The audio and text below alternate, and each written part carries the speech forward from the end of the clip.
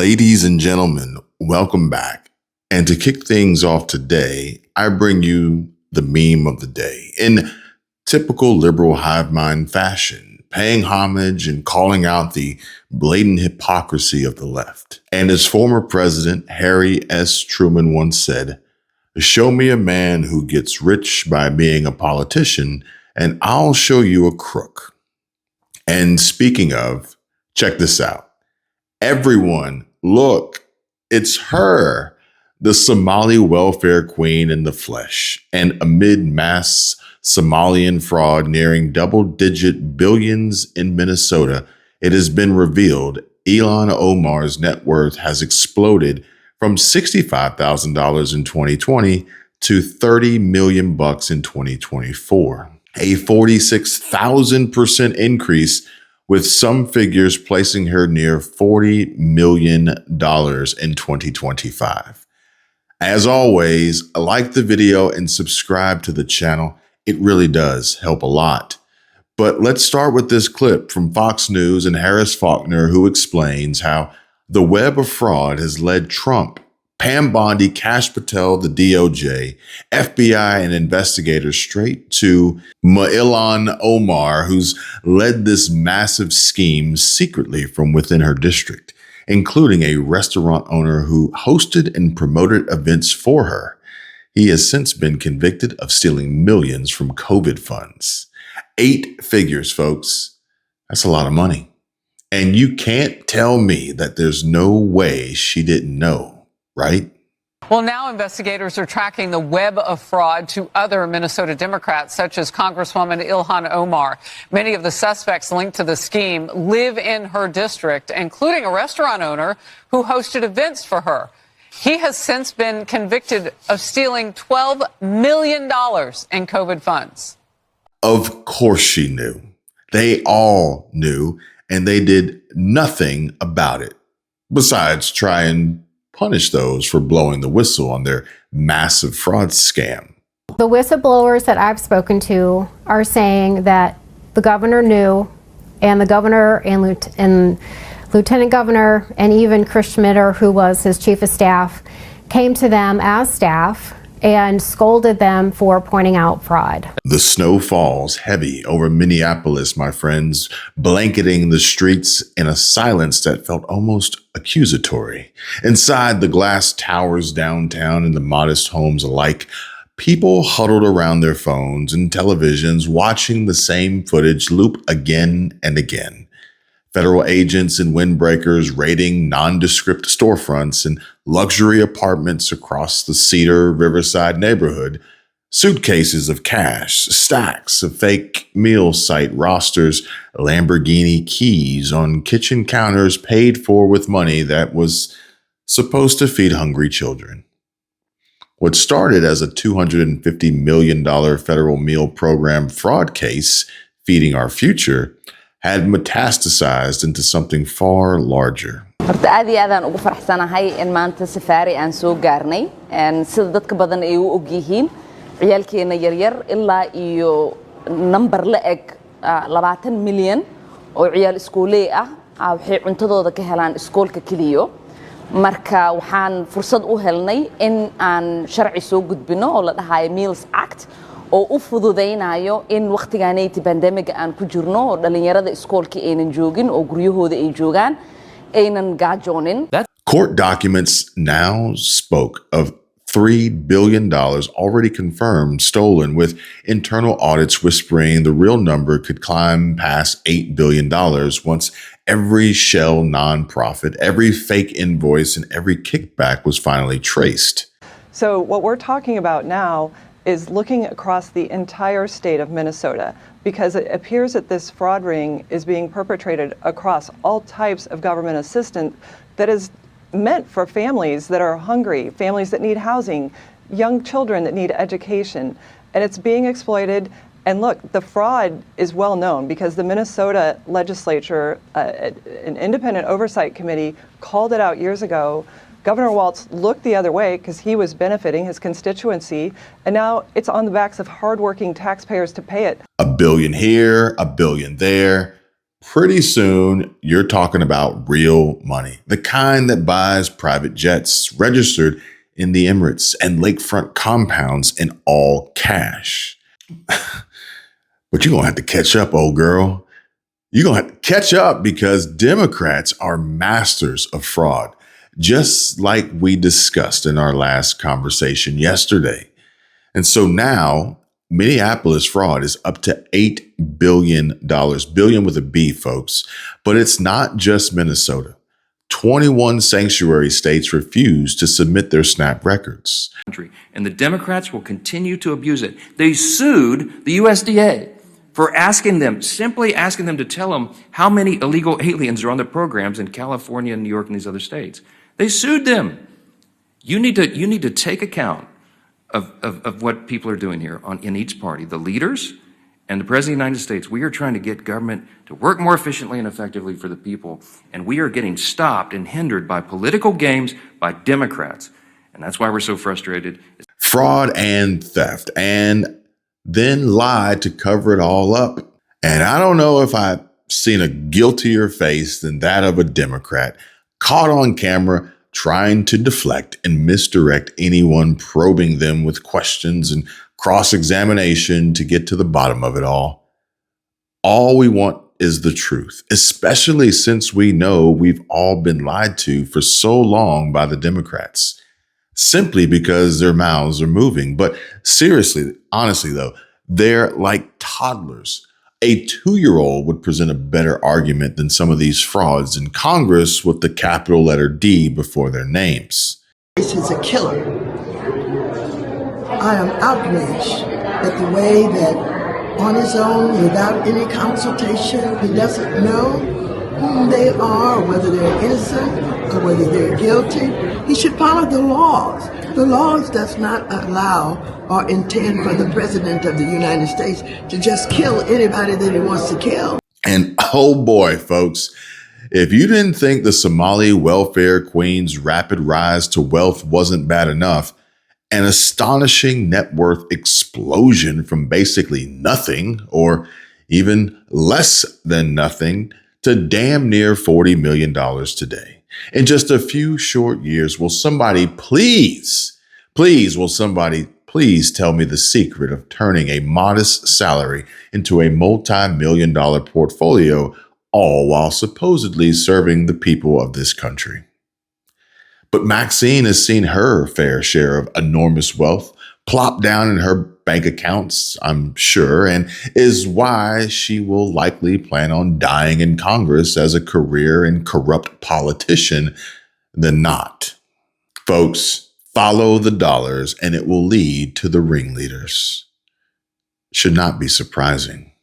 And I am simply blown away by Ilhan Omar's from nothing to something or pretty much everything bootstrap story of a young, dumb immigrant that came to America and successfully accomplished and achieved the dream many would say is completely out of reach.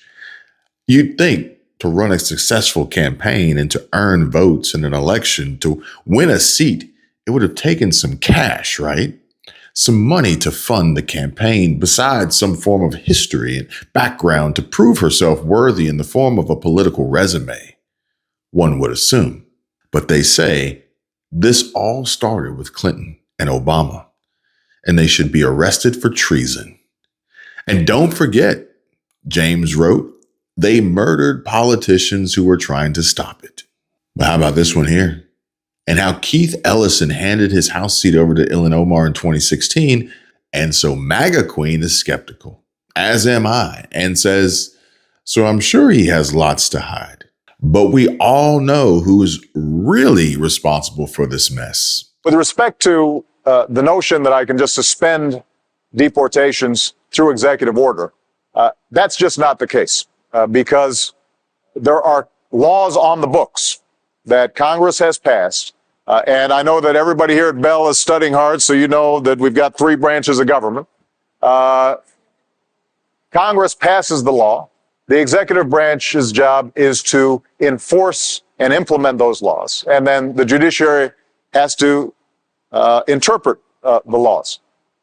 there are enough laws on the books by Congress that are very clear in terms of how we have to enforce our immigration system, that for me to simply, through executive order, ignore those congressional mandates would not conform with my appropriate role as president. As early as next week, deportation raids by the Department of Homeland Security may begin nationwide. According to a report by the Washington Post, the effort will be handled by U.S. Immigration and Customs Enforcement agents, commonly known as ICE. The operation would only target adults and children who have already been ordered to be removed by an immigration judge. And how does ICE know which people to deport?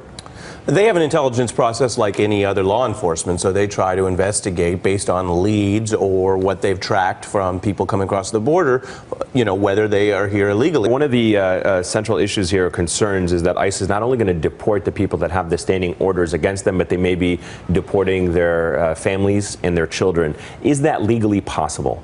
Yeah, it's legally possible to remove anyone through a deportation order. In the first 100 days of my administration, no one will be deported at all. From that point on, the only deportations that will take place are commissions of felonies in the United States of America. So to be clear, only felons get deported and everyone else gets to stay? Yes. Really quickly, I want to talk about something that should be on a lot of your minds, and I'm talking about investing in tomorrow. But first, let's start with today. Taking a short break away from the war we're fighting against the enemies from within to talk about another war, a slightly different war that's being fought right now, and most people don't even know it.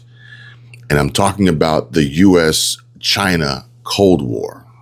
And so you see, everyone's focused on chips in Taiwan, but the next battlefield is already here. Humanoid robots. And whoever wins the race to deploy millions of human-like robots in factories, warehouses, and eventually homes within the next century, and China's state plan is to dominate this by 2030. That's less than 5 years away. So needless to say, the clock's ticking. The previous admin tried to catch up with billions in CHIPS Act money, but almost none of it's going to the actual robot bodies, just the semiconductors inside them, and of course being redirected in various fraud scams and schemes, of course. But I digress, because like I said, the next battlefield is already here. Humanoid robots. And now, please listen to me closely when I say this. This is literally the US-China supremacy fight in physical form. And the fear many have is that if we lose robotics like we lost solar panels and batteries, well, we can kiss the middle class goodbye. Go ahead and check out the link in the description if you want to learn more, and check out the investor deck. There's no obligation. I just thought my subscribers should know about it before this blows up into the next big political issue in 2026. And there's only one publicly traded pure play basket of the companies building the robots themselves, not just the chips. It's called Humanoid Global Holdings, ticker symbol RBOHF on the OTC. And so today, the nominal all-time high in silver is, well, correct me if I'm wrong, but it's toast. This 2025 bull market is nothing like the 1980 spectacle, and this surge that you're seeing right now, it's the sound of industrial warfare escalating. Each of the three major silver bull markets over the past 54 years began when this one key chart topped, and that's exactly what it looks like today. But silver isn't just rallying on monetary chaos this time, it's reacting to the AI and robotics drain. Every advanced technology critical to the US-China supremacy race, the fastest servers, the sensors inside every humanoid robot is built on silver. It's not just the best conductor, it's the irreplaceable catalyst for the future economy. And I'm telling you all this for a reason, because today's sponsor is tied directly to the do or die race between China and the United States that's sweeping the entire world. Our sponsor is Humanoid Global Holdings, ticker symbol RBOHF on the OTC. And in my opinion, humanoid robots could turn out to be the most transformative technology in the world, in world history. And the best part is shares of RBOHF are available right now on Interactive Brokers, Schwab, Fidelity, E-Trade, and most major platforms that a lot of you are already using for investing. Plus, we're not just early. We're standing at the 0-mile marker of the most profound productivity shift in human history. This technology is demonstrating breathtaking, exponential progress, and that earliness is exactly what makes it an unstoppable, unmissable mega event investment to learn more about. And so here's the ultimate proof the market's still in its infancy. Because as of late 2025, humanoid robots are primarily in pilot testing inside structured environments like automotive factories, and they're projected to account for just 0.2% of the total robot market. That's why humanoids are the quintessential early stage investment, and our sponsor, Humanoid Global Holdings, RBOHF on the OTC, is one of the only publicly traded pure play companies focused exclusively on this sector. Each of us gets only a handful of chances in life to be at the inception of a transformative industry, the infancy, and to be at the ground floor of something with global influence that very well could create trillions of dollars in wealth. Humanoid Global Holdings has already publicly committed to or closed indirect strategic investments in 5 key private companies that represent the backbone of the emerging humanoid robotics ecosystem. And stick with me here, folks, because this might just be the most important part of this sponsored integration, okay? Because these are private startups, meaning there's no other way for retail investors to get exposure, except through Humanoid Global Holdings, RBOHF. The 5 companies, Agility Robotics, a creator of Digit, the bipedal humanoid, and shareholders have also invested alongside Amazon and NVIDIA. Apptronic, the developers of Apollo, the general purpose humanoid, packing a punch alongside Google and Mercedes-Benz. Next is RideScan, an AI-powered safety and performance platform for autonomous robots. Number 4, How2 Robot, whom I think will be a game changer in the global marketplace, connecting businesses with robotics suppliers. And last but not least, Formic. And they are a robotics as a service for small and mid-sized manufacturers and are invested alongside Lux Capital and Mitsubishi. So we have reached the final stage of AI, it seems. After having climbed the ladder from perception AI, think speech recognition and medical imaging, to generative AI like ChatGPT and Midjourney being mostly used for marketing content and drug discovery, agentic AI is in full force with companies such as Amazon and Microsoft integrating this tech to assist in coding and customer service. And now we are here. Physical AI with Humanoid Global. Meanwhile, China has made humanoid robotics an all-out, centrally planned national strategic imperative with non-negotiable short-term deadlines. And now you know. The U.S. is racing ahead through private capital, venture funds, and big tech. This is the definition of early. Imagine robots working 20 hours a day, 350 days a year, no fatigue, no sick days, delivering up to 4 times the productivity of a human worker. Dominance in humanoid robotics equals control over the next generation of automation and the defense industrial base. The core thesis is simple. Humanoids will unlock massive, untapped productivity gains across every sector of the global economy.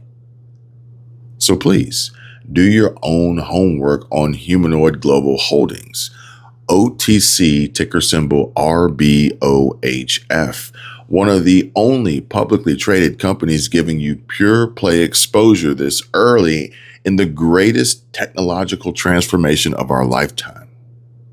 Link in the description. Go check it out and decide for yourself. But let's get back to Maxine, still in Congress and whom should be censured. And so you see, Maxine Waters just called Trump a killer while storming down the halls of Congress, desperately trying to escape the eye of the reporters, cameras, and microphones recording.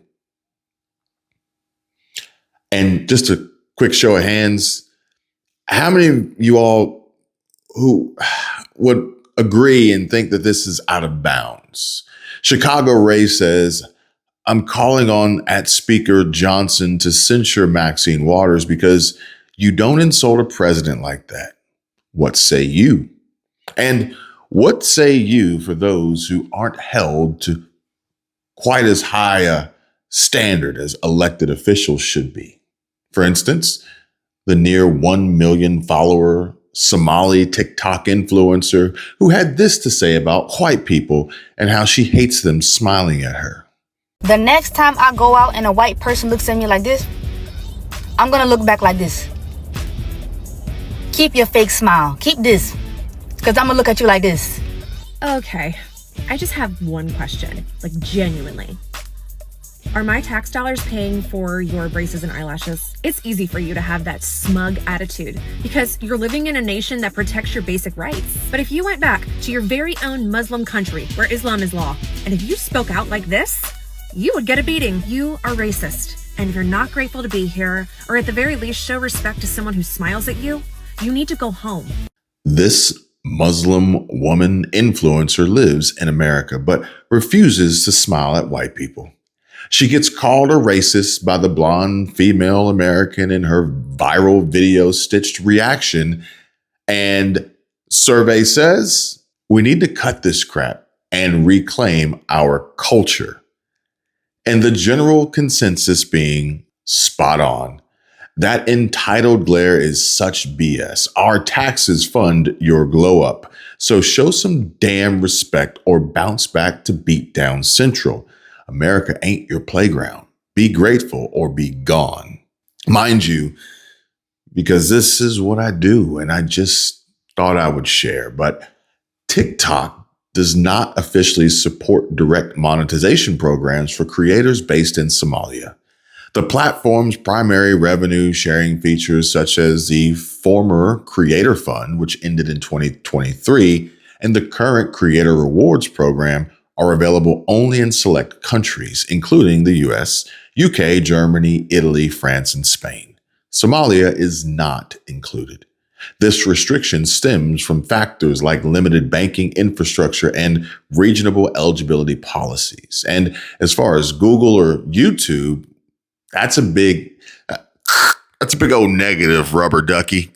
Sundar nor Mohan, neither. And YouTube does not support direct monetization through the YouTube Partner Program, YPP, for creators located in Somalia. The YPP requires an AdSense account, which is unavailable in Somalia due to, again, unsupported markets for Google advertising and payments. Official lists of monetized countries updated as of 2025 exclude Somalia, and features like ad revenue sharing are restricted to eligible regions.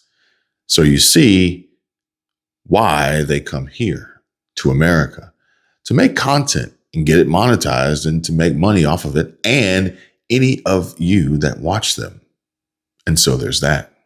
So it's another day and another confirmation of the level of fraud, corruption that has been going on in the state of Minnesota. Just read the headline for yourself, Minnesota. Okay, so let's zero in on the objective truths. We don't have to actually attack the people. We could just focus on the objective facts. Number one, individuals who have been indicted in this fraud scheme are the same individuals who donated not just $100 here or $100 there, but the max money you can donate in an election campaign to a multitude of politicians, from the governor down to Ilhan Omar. So that is a fact. It's also a fact that some of these people strong-armed whistleblowers, threaten them with their own lives if they didn't back down. That is a fact. And now it's a fact that I'm about to show you here on the screen that some of these fraudsters were actually taking photos with these same politicians. Just look at it for yourself. There it is. The governor, Ilhan Omar, Congresswoman, and the Secretary of State. The good news is the guy has been arrested. Take a listen. And okay, yes, let's zero in on the objective truths. We don't have to actually attack the people. Okay. Well, I guess this young lady here didn't get the memo. Her name is Crystal. And I believe Crystal got fired after this racist rant and rage fest. The whole tirade was recorded and posted online and has gone viral. After this couple from Somalia walked into a Cinnabon to buy food, and the employee, Crystal, allegedly started making fun of the woman's hijab. And so they took out their phone and started recording. Then she called them the N-word with the hard R and admitted to being a racist after she continued to say derogatory things to them. And I'll try and edit this one for you guys the best I can, but I'm sure you'll all get the gist. That's I am racist. So idiot for and real. You are a You are an idiot. No, I I'm am not. racist, and I'll say that to the whole entire world. Don't be disrespectful. You ruined your life, by the way. Oh, you talking about respect? You talking about respect? You are fired from this place, motherfucker. You're not gonna be working here. Suck it. Suck what? Look how you fucking look like. What's wrong with you? What the is wrong with you, you ugly bitch? Get the out of my Ugly? face. Talking about ugliness? Did I stutter? You. And just like Devori Darkins said, and I agree, let's zero in on the objective truths. We don't have to actually attack the people. And if this rubs you the wrong way and you want to unsubscribe, be my guest. You're more than welcome to. There's the door. You're free to go. Nobody is forcing you to be here. But the only thing worse than the fraud and worse than the abuse, worse than this Wisconsin woman losing it and flipping out, crashing out and flipping her shit, then leading to her being fired from her Cinnabon job after a Somalian couple repeatedly antagonized her, recorded it, and pushed her to the point where she finally snapped, is apparently there are some folks out there, possibly or perhaps right of center, who condone this behavior and have even donated to help support in her newfound unemployment status. The Black Tucker Carlson Jr. posted this saying, MAGA has donated nearly $20,000 to a woman for nothing other than being openly racist. I have to admit, the Democrats were right. And obviously, there's much to consider besides the little bit of information we have. Clearly not the full story and possibly one-sided. But as always, there's three sides to every story, and I wasn't there. And I doubt any of you were either. But I would be willing to bet the GoFundMe being set up and donations being made could have come from the left and evil Democrats playing into this psyop for obvious reasons by simply rewarding bad behavior and it being shared in a short or reel for all to see. They want more of this and are funding it. And they could also be the deep state. Again, same rules apply. However, yes, there should be some consideration that a few dollars may have come from MAGA contributors because we have big hearts and we just want to help people and not hurt them. But much like most of the news out there, they don't have the full story and are blindly donating to essentially bad or less than noble causes. And unlike the terrible Jasmine Crockett, I don't just do a quick Google search and then run tell that with a story presented as fact without doing my homework first. I mean, come on. Who'd have thought that there could be more than one Jeffrey Epstein? But again, I just like to look at things objectively. And no freaking way she will not be getting a dime from me. Not all hijab headscarf wearing Somalis are inherently bad, or a part of Omar's and Walz's fraud scheme, or openly wishing death to America. Now, those illegal immigrants, those terrorists, yeah, those guys, they need to go first. And Rob, people go through such great lengths to come to the freedom here in America. They build rafts out of garbage to row themselves to America. They marry their brother, like Ilhan Omar did, just to get into America. Yet the second they get here, they chant death to America. We have to stop allowing people that hate our country to come into our country. It's true. A Somali fraud ring in Minnesota stole over $1 billion from Medicaid. How did this happen? Well, Medicaid programs are run by the states, which in Minnesota means the Tim Walz administration. Governor Walz and the state's other Democrats rely on Somali votes to get elected, so they decided to look the other way because they were afraid of, quote-unquote, political backlash. Don't take my word for it. That's what a Somali-American fraud investigator told the New York Times. When these scammers realized that nobody was guarding the cash register, they went gangbusters. One program designed to provide housing stabilization assistance to patients ballooned to $104 million, when 4 years ago it was projected to cost only $2.6 million. Some of these taxpayer funds may have even ended up in the hands of a Somalian terrorist group. Scary stuff. When CMS became aware of the housing program situation, Minnesota insisted it could clean up its own mess. A few months ago, it admitted it could not. So we stepped in to shut down the fraud-infested housing initiative. It's 2016 all over again. Once again, hardworking Americans are being called racist for objecting to having their generosity taken advantage of by overwhelming waves of immigrants. Over the weekend, the New York Times revealed that a massive fraud had taken place in Minnesota's Somali community, posing as charitable NGOs feeding the hungry or protecting the homeless or servicing autistic kids. Nearly 90 Somalis have been charged with embezzling up to $1 billion in government funding dispersed during the COVID pandemic. No children were fed, no homeless were housed. The money was spent instead on luxury cars, mansions, and real estate overseas. And when officials from the Department of Education tried to investigate, the Somali criminals threatened to sue and call them racist in stories that would be sprawled across the news. Can you even imagine being gifted the greatest privilege on earth, the gift of American citizenship, and then turning around and throwing that generosity back in our faces, stealing from the very people who gave you that gift? It is galling. And yet, the liberal cable news channels refused to even cover the story until they could make the Somalis the victims of it all, something that President Trump's comments on the story gave them the opportunity to do.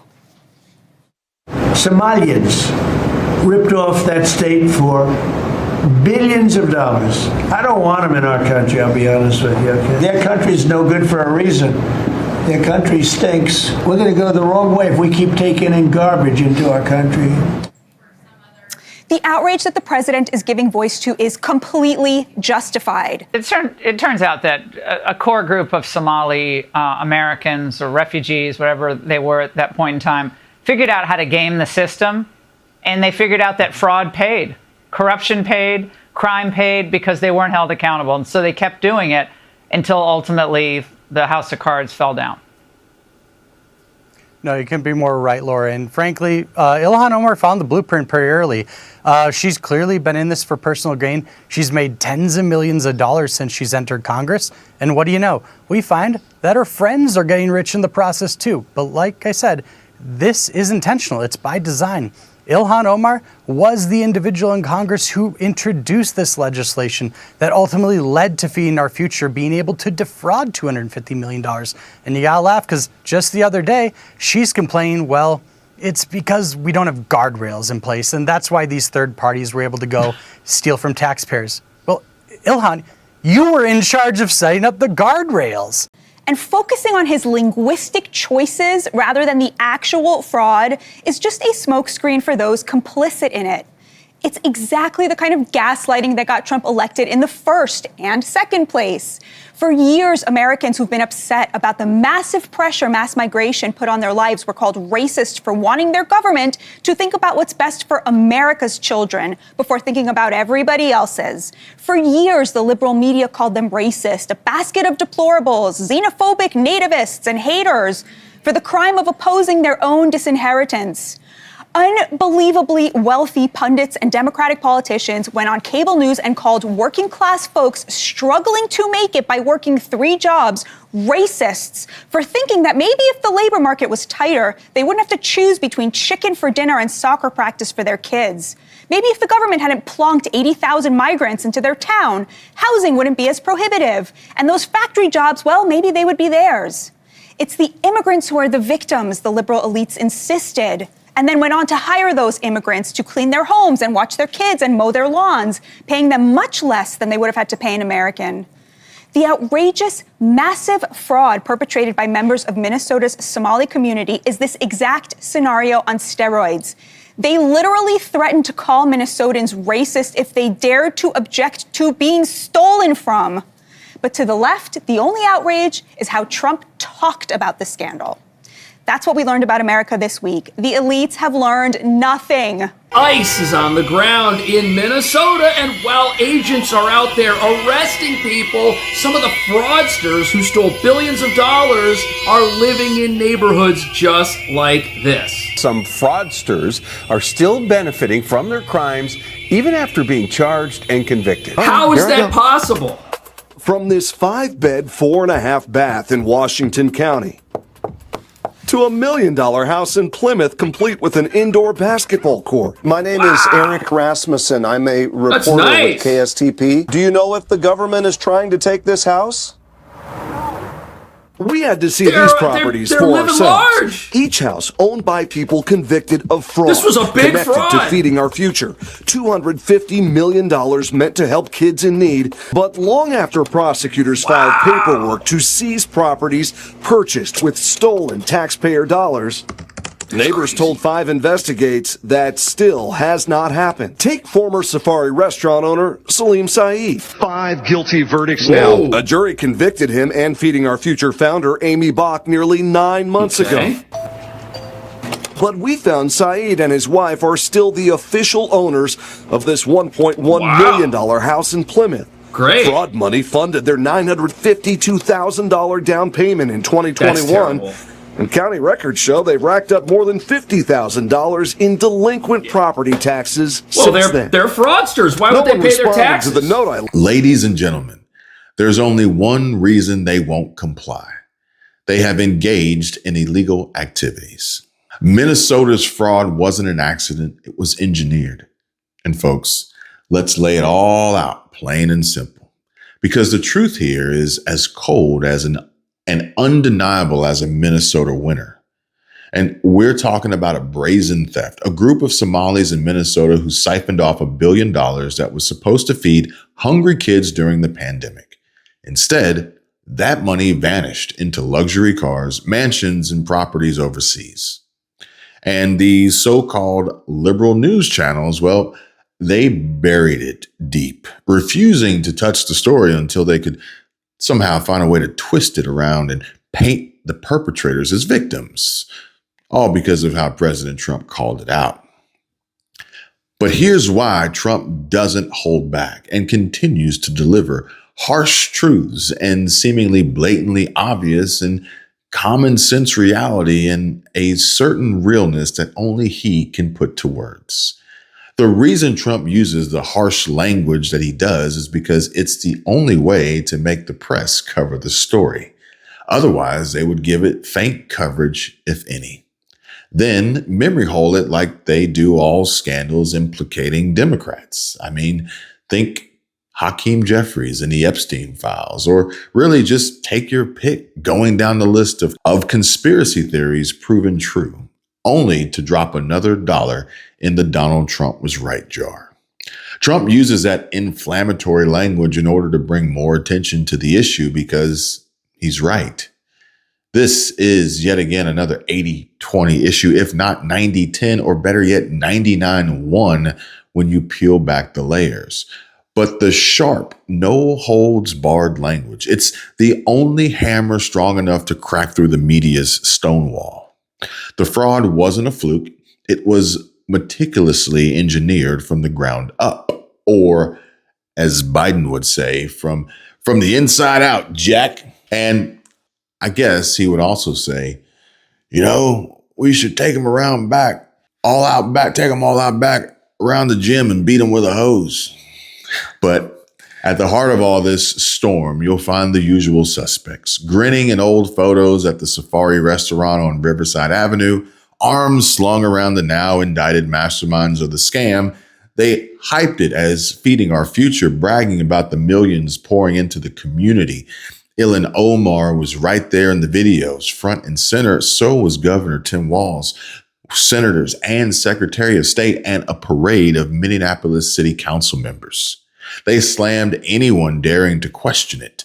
Reporters, whistleblowers, even the FBI, for asking why ghost nonprofits with no kitchens were claiming to dish out 5,000 meals a day from barren strip mall offices.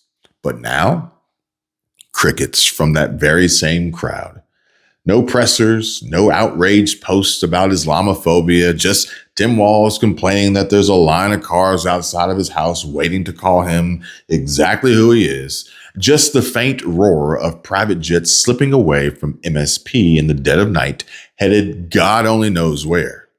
Inside the Minnesota Department of Education, the lifers who begged for action are finally spilling it all on the record. One senior auditor told Fox News she got shut down hard in 2021 for flagging the obvious fraud. Her boss growling, "Keep pushing this and you'll never work in this state again." Another whistleblower, a Somali-speaking caseworker, overheard Democrat operatives boasting that the program keeps our people voting the right way. Court docs show top party brass scheming to smear the truth tellers and pressure Walz's office to ignore FBI red flags. The indictments tally keeps climbing.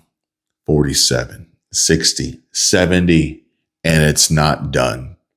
Fake restaurateurs who never flipped a burger, imams running sham sites in locked church basements, city councilman Jamal Osman, infamous for blasting ICE agents as Nazis, now battling charges for funneling fraud cash through his campaign. Every week, another familiar face from Minneapolis politics gets dragged in. And the loot? Poof, gone and packed in suitcases before being hauled onto flights to Dubai, wires zipping to Turkey, real estate snapped up in Nairobi and Mogadishu, all on the backs of American taxpayers and kids who went without, allegedly. But this isn't random. It's the rotten fruit of decades of unchecked mass migration from one failed state, zero push for assimilation, and a blind eye to accountability. It bred a shadow society loyal to clan and graft and grift over the nation that welcomed them. But in Tim Walz's and blue-controlled Democrat states, if you call it out, then you're slapped with racist before you can blink. Minneapolis is the blueprint. Dearborn's lining up next. FBI raids already ripping through Hamtramck and Detroit suburbs on copycat schemes. New York will soon come. Meanwhile, ICE insiders whisper that the Twin Cities network links straight to terror finance pipelines in Somalia, with chunks of the stolen billions feeding al-Shabaab. Affidavits are sealed tight for now, but the rumble's growing, and I will surely be here to bring it all to you. So stay locked in and stick with me, folks. This is the poison pill of prioritizing demographic shifts over merit, diversity as the sole yardstick, and branding tough questions is on cultural fit as hate. You don't build a thriving melting pot. You get Mogadishu on the Mississippi, and we don't want that. A state where the ruling elite oversees the biggest taxpayer heist in U.S. history, then pretends to have a look on their face of shock and disbelief when the house of cards wobbles. Donald Trump won the presidency twice by telling the American people, you're not bad for wanting the most basic version of the American dream for yourself and your children. This is your country. You come first. The Democrats will never win back the working class until they can bring themselves to choke out some version of this message and maybe even actually believe it. Today, we're taking action on more than a dozen other programs, which I've outlined in the post below. Our message to all is clear. Either fix this in 60 days or start looking under your couch for spare change, because we are done footing the bill for your incompetence. This administration will never stop fighting to protect the vulnerable Americans who rely on these programs and the taxpayers who fund them. We're going to crush waste, fraud, and abuse. Trials kick off in the spring of 2026. More indictments are inbound. Federal sources confirm target letters to sitting state lawmakers and at least one congressional heavyweight. Now, who do you think that is? Subpoenas for campaign dough are being clawed back, but judges aren't buying the delays anymore. The top brass's silence screams volumes, and they see the avalanche coming. When the full books crack open, exposing every kickback, rigged deal, and cash-stuffed suitcase in court, it won't stop at low-level patsies. A whole political dynasty erected on open borders, public funds, and muzzled dissent is on the brink. And as the snow blankets Minnesota tonight, it won't hide the tracks of these frauds like the welfare queen and the fraud scam king Omar and Walls. But remember, it won't last. The crash is coming, a political earthquake. Words that come to mind are terror, nightmare, and panic is what I'm pretty sure these main ringleaders are feeling right now as they stare down federal sentences and jail time and no Biden auto pen pardon to save them either. And I have more great news, and let's bring this home where it belongs. Back to God first, to the bedrock of Christian values that built this nation, and to putting America first, always. In the face of this corruption and adversity, think of President Trump like that young quarterback, Fernando Mendoza.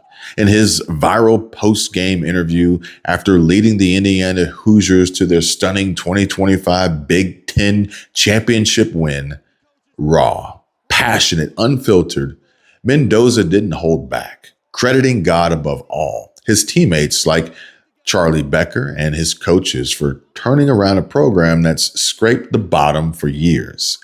Transferring in from Cal in 2023, majoring in business administration, he brings that nerdy, faith-fueled fire reminiscent of Andrew Luck or Tim Tebow, drawing viral views and tons of likes for speaking truth straight from the heart to power. Oh, congratulations, Indiana, the Big Ten champs. How does that sound?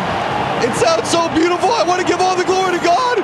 We were never supposed to be in this position, but by the glory of God, the great coaches, great teammates, everyone we have around us, we were able to pull this off. Whoever thought the Hoosiers would be here, but now the Hoosiers are flipping champs. Let's go! You guys call yourself a bunch of misfits who found the right home at Indiana.